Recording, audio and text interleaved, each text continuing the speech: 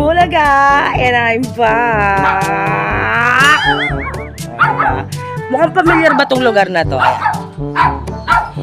Take note guys, nandito ngayon ako na parang nakarating ako ng Pampanga, galing Binangonan, at nandito tayo ngayon sa loft na nag-iisang long hair. Ayan o. So ayan guys, unang-una super blessed dahil nakarating ako ng Pampanga, knowing the fact ang layo ng biyahe. At syempre hindi ko palalagpasin ang chance na to na ma-visit ang idol natin na to. And so given the opportunity na makilala siya, ma-meet siya in person, sobra pong blessed si VJ Love. So samantalay na natin tong oras natin dito sa Pampanga guys, tara kausapin natin si long hair. I'll be back.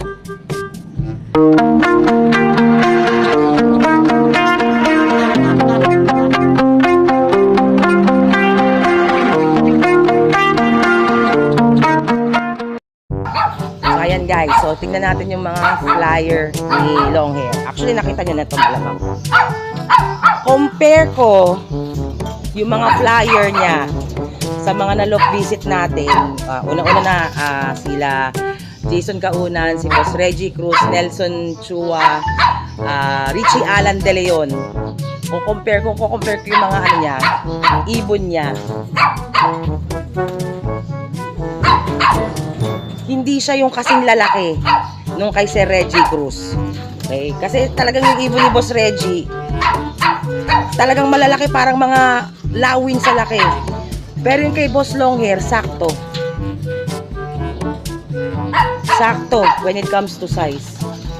Kasi syempre, compare yun sa panshir, kung anong preference nila sa size ng ibon. Okay? Compare sa iba-ibang mga panshir, iba-iba ang preference nila sa size ng ibon. Okay? So, walang mandato na kailangan ng ibon mo bangkain. Walang requirement ng ibon mo dapat malaki o maliit, medium. Meron lang sinasabi sa na suggested na size. So kay Boss Long Hair, ang pansin ko, unang-una yung size ng ibon niya is sakto lang. Walang bangka, wala yung malaki. Oh, ayan oh. Pero makikinis.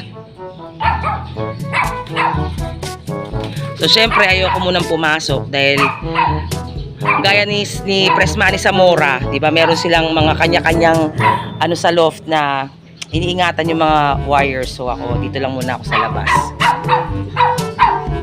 So ito yung mga niya, mga pang south niya. Pang south boss? Pang south? Tignan mo naman yung pula ng mata nito.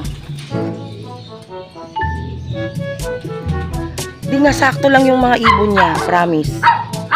Sakto lang yung mga laki.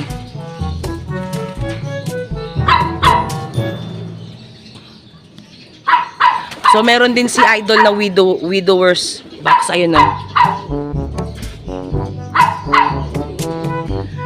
And in fairness, kalabang ko si JB lagi rito, ang cleanliness is next to godliness. Oh. Check it out. Ang kanyang yung ilalim ang linis. Diba? Yung droppings na talaga maayos, yung droppings na talaga. Hello! Hello po! Hello po! So, tara, bisitahin naman natin yung kanyang breeders daw.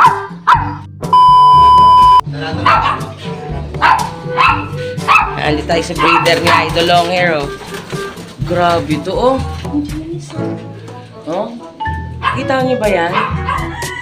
Kikinis. So, tignan mo to, Diyos ko, walang kumbaga sa mukha ng tao, guys, walang ka-pores-pores.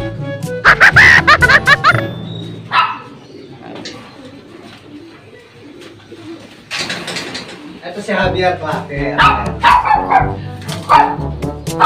Lalaki siya? Lalaki.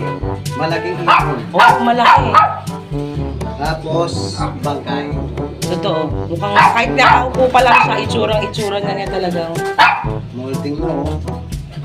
Papablake mo naman. Asan si Maasin? Doon sa dulo. Ito? Yan.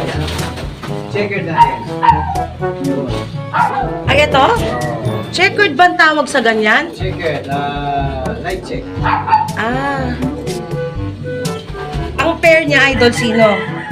Si Stitch, bali ka lahi ng kapatid sa tatay ng mamaya.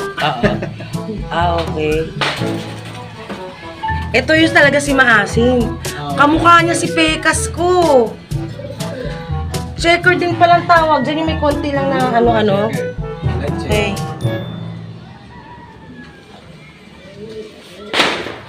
Ito mga stock mo. Hindi. Ito isa. Ang ganda na ano, yun o. Kukuha yung silikon. Yan, mga stock yan. Mga cup. Tapos scan section. Oo. Konti lang stock eh. Naku, konti ang ka-Jones. Kung dami mo pa rin stock. Almost 300 ang stock. Konti daw yung 300. So, kuyang iya ako. Alam mo, kahit na close yung breeder mo, grabe yung ventilation, yung labasan, and with the ayun, may electric fan. Ganito rin itsura ng breeder slope ko, idol, kaya lang, yung sayo, maganda na lalo kasi may mga ganyan, may mga butas-butas. Dati kasi yan eh.